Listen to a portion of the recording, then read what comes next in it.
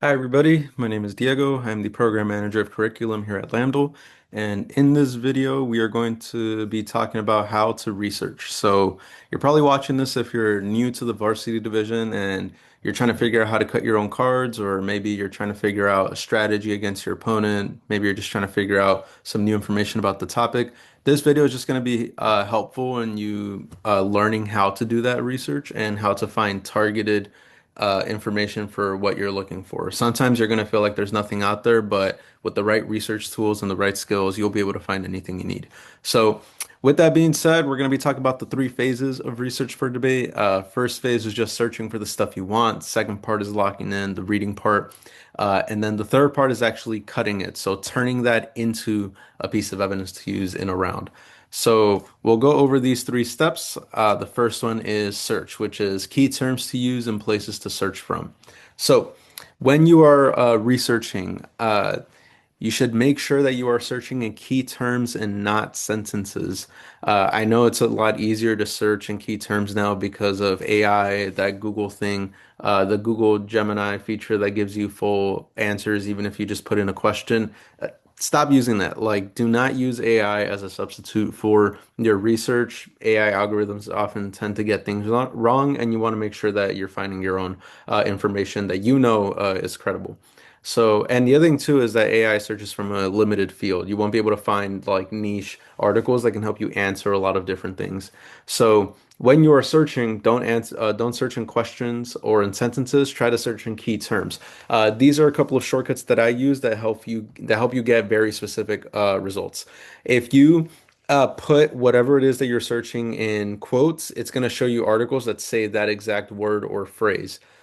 If you use the key term and in all caps in between your search terms, it's going to show you articles with both words and the phrase, and it might show you related ones as well. So you could combine two different things. So, for example, the topic this year is healthcare. If we were to combine United States and healthcare, every single search that would pop up would give you only articles that say those two things, or at least include those two things. If you put the words in all caps or in between, it's going to show you results for similar words. So, for example, you could make your search even more refined by instead of saying healthcare, maybe you could say uh, healthcare or healthcare systems, healthcare or Medicaid, if that's the specific program that you're specifically searching for. Um, if you put the asterisk in between the little star that you see under or, it shows results for articles that have a similar word tree. So, for example, if you're trying to search up healthcare in relation to Latino communities, if you were to put Latin and then star at the end, it's going to give you results for anything that starts with the root word Latin and then ends with anything else. So that could be used for searching of Latina, Latino, Latinx, Latina, whatever. Healthcare, maybe you could just put health and then the asterisk, and it's going to show you everything with the word health and then after it. Um, Here's an example of a very simple search that you can try right now. You could put United States quote or quote US and healthcare, and that's going to give you any article that has that. That's a very broad search that probably won't give you anything specific, but it's just meant to be an example for you to see how this works. So tip, research in pieces, not full sentences. Okay. Here are places you can search from. Scholarly articles. You're in debate. You're not just dealing with news articles or basic information. You want to be able to get information from high quality sources. So you should look at scholarly articles. A lot of people use Google Scholar because that's a very basic place to do your research through. You could use journals databases, which is where Google Scholar pulls its scholarly articles from. This can be Sage, Project Muse, Springer, Taylor Francis, a bunch of other different research journals, but those are usually like the heavy hitters, especially in debate. By special issues, I mean that journals and databases are going to carry specific topics sometimes. So maybe Project Muse might have a special issue on healthcare. That's all I mean by that. You can find all of these articles for free. A huge barrier for a lot of people is that a lot of these articles come behind paywalls, and obviously you don't want to pay for all that. You can find it for free using a lot of resources such as Sci-Hub, LibGen, zlib, academia.edu, 12foot.io, archive.md. We're going to go over some examples so I can show you which is most useful for which type of article. You can also just ask people if you know a certain college alumni, someone who is maybe part of your team, or someone you know inside the community that can help you with this, just send them a quick email, and they'll be pretty quick on helping you out as long as like you know them. You can also go to a library. Libraries have a lot of special centers. You can request books, and it can also just be a quiet place to prep. Okay. News. You can search for news articles as well. News websites that could be helpful on debate topics are foreign affairs, foreign policy. I know that the 26-27 season is about healthcare and it's a domestic topic, but it's still going to pop up. It doesn't matter if you're in a domestic topic. International stuff always comes up in any debate topic. The Council on Foreign Relations, Politico, The Economist, Reuters, CSIS, RAND, Cato. All of these are helpful news articles that you can find, for example, impact articles from. But the other thing too is that as you get more enveloped within the topic, as you get to know more throughout the season, you're going to know which articles to go through. And also, as you do your own research, you're going to find out which articles help you best. So this is something that you learn along the process as well. Okay. Another place to search from, Google Scholar. Like I said, debate uses a lot of academic articles, and the easiest place to search for them are in Google Scholar. Here are a lot more journal databases that you can pull from. Second phase of this is learning how to read all of these articles and figuring out what it is that you're looking for. So, chances are you did your search terms, you know, like kind of what you're looking for. You're going to have a lot of tabs open during the research process. You're not going to be able to cut every single article into a card, but you're going to have to learn how to read and find the stuff that you want. So, the best thing that I can suggest is to skim at first, and then you can read in depth if it is something that you think is going to help you for your debates. So by skimming, I mean if you're in a scholarly article, you want to look for the abstract. The abstract is a quick summary at the top about what the entire article is going to be about. If it's a scholarly article, there's a good chance that the article is pretty lengthy. Chances are more than 15 pages, and it's full of a lot of dense academic jargon. So you're going to want to look at the abstract to see if it hits at what you want to cut a card about. If it is a news article, there's always usually like a summary at the top, like a main point, gives you a couple of bullet points about what the article is about, and then decide from there if you want to continue reading or not. Second thing is, patience. You should read through every article you think is necessary because again, this could be the difference between a win or a loss at a key debate round. So you want to make sure that you have patience when reading through these articles. Okay. Uh, when you're reading articles, you also want to be thinking about the different types of qualifications that the article gives for the information that it supplies. Uh, this is a list of many different types of research methods that can pop up in an article, especially if it's a scholarly one. I would recommend going over what these mean. Do a quick search about what these terms mean. Make sure that you're picking information that comes from credible sources because it could be the difference in a round. If an opponent is picking apart your evidence, pointing out the flaws, you want to make sure that your information is backed up and knowing what these mean and if your article is supported by this type of qualification could be very helpful in a round. All right. Cutting cards for policy debate. You want to make sure that you download Verbatim. Verbatim is the platform that comes with all the different ways. It comes with all the functions that gets put into Word to help you cut a card. I'll show you what it looks like on my end. But yeah, you want to download it. If you have Windows or Mac, it works for either one. If you work on a Chromebook, there is a Google Docs extension that you can download. I believe if you click on the tools and extension bar on the Google Docs website, you're able to download it. And yeah, it's just going to give you the formatting shortcuts that help you cut cards a lot faster. And that's the link in case you need it. With that being said, I'm going to show you some parts of the research process, and then we're going to get into cutting a card. Quick recap, structure of a card. You got the tag at the top, tells you the main point you're trying to make with the article, the argument you're trying to make. Citation, the author's last name followed by qualifications, the year it was written, and a standard citation. And then body is the article itself, but it's underlined, bolded, and highlighted to only emphasize the argument being made. Okay. Uh, with that being said, let's go over how to cut a card. So, this is, well, first I'm going to show you different sources. So, This is Taylor and Francis. It's a journal that specializes on, just publishing scholarly articles, has a bunch of different terms. This is what, the homepage is going to look like. This is an example of a special issue. You'll see that in 2023, or just, yeah, from a couple several years, they have a special issue about healthcare systems. And you'll see that they have a special issue in 2023 published about using participatory system approaches to improve healthcare delivery. That could potentially be an affirmative under the healthcare topic. They have another one talking about health informatics, quality, safety, and simulation, a triad to advance healthcare operations. So again, all of these could be special issues that could be really important to read about. This is an example of a news article that is locked behind a paywall. So we're going to go over how to exactly get through these paywalls. I gave a couple of different sources in the slides, but the ones to use for news articles are either 12foot.io. It's not working. So if it's not working, I like to use the other one most, which is archive.md. Archive.md lets you access almost any article that is locked behind a paywall, especially if it's a news article. So, for example, this right here comes from the Economist. Economist, that's a news article.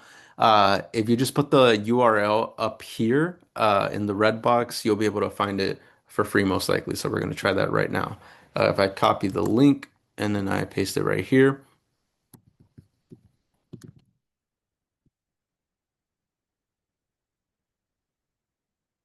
let's give it a second.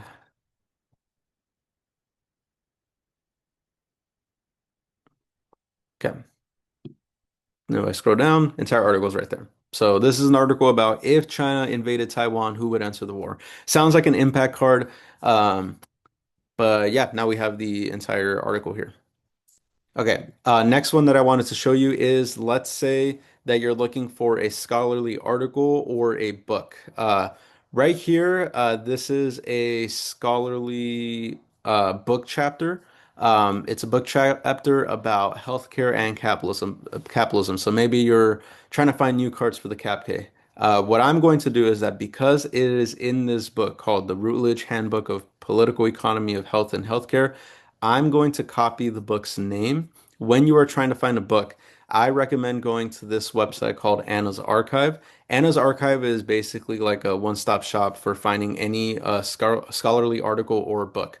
What you're going to do is you're going to see this place called Anna's Archive. This is the homepage. You're going to click on Anna's Archive right here. The only thing about this website, it's slow, but you're getting everything for free. So just something you have to put up with. Uh, you're going to go to full database for books, anything that involves papers, magazines, comics, library records, etc. Sometimes you're going to find a scholarly article with a DOI. The DOI is just the identifier for the article. You want to paste it right here and see if you can grab it.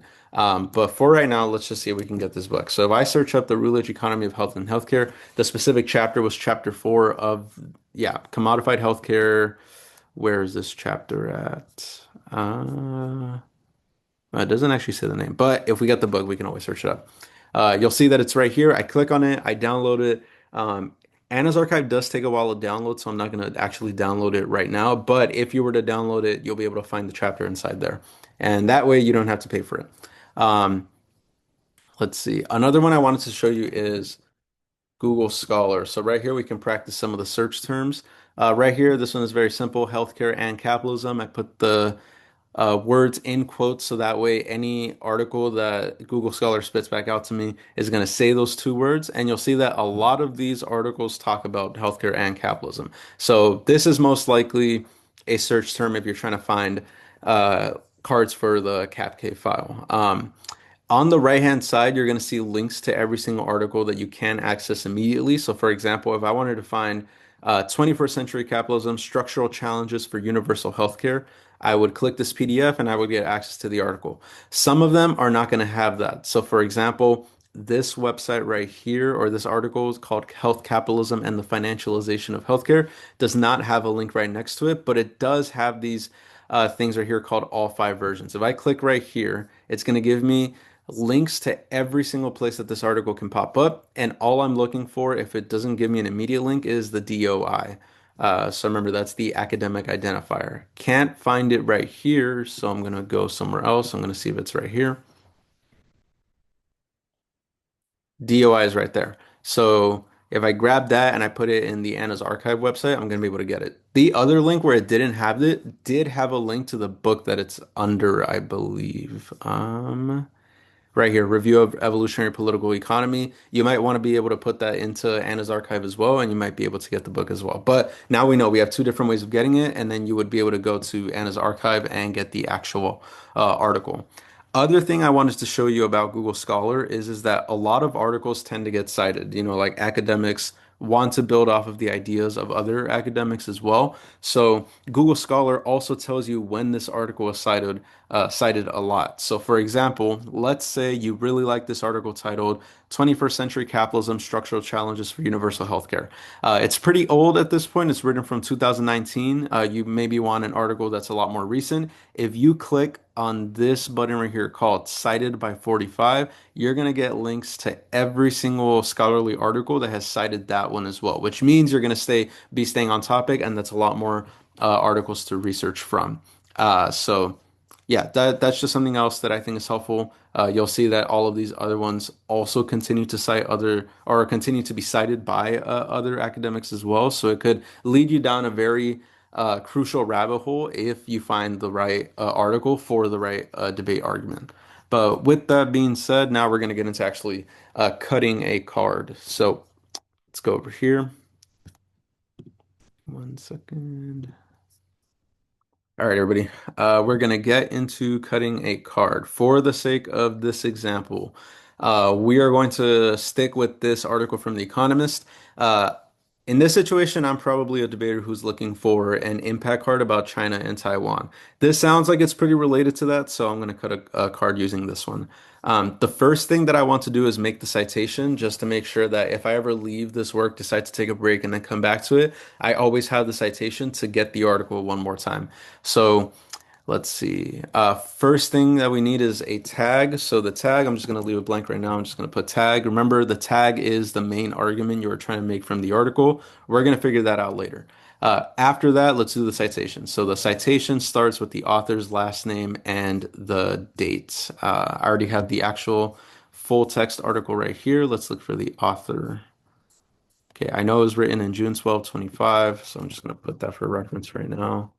Um, 25 is the citation. Let's see. Where is the author at? Don't know if there is one.